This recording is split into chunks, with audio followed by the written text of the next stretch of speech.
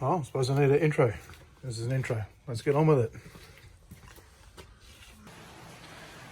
Alfa Romeo 147.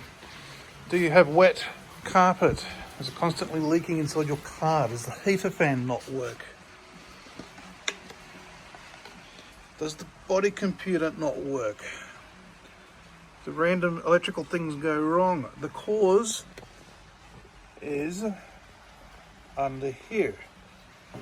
Now what happens is inside the scuttle is a drain right down the back of the firewall. There's a drain down there.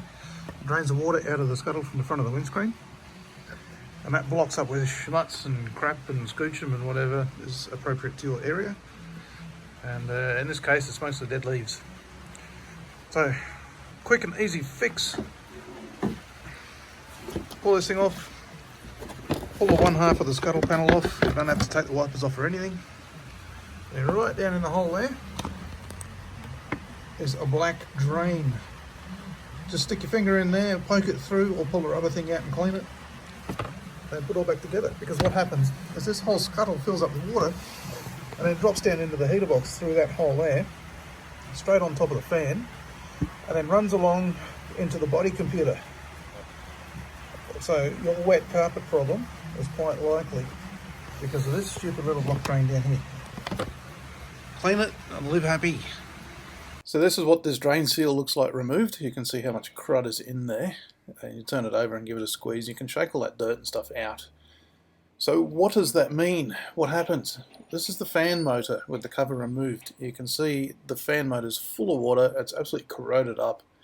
And it actually burns out the brushes on the fan and makes the brush holders melt off the body of the fan. So the fan's absolutely fried. So there's no repairing these things. You have to go and get another one. And the body computer, you'll find that the driver chips are generally what fails on the body computer, as long as you haven't fried the whole thing.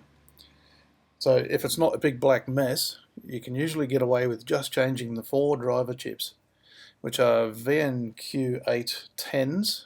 There's 2 of those and 2 VNQ830s. So if you can replace those, you don't have to replace the whole body computer.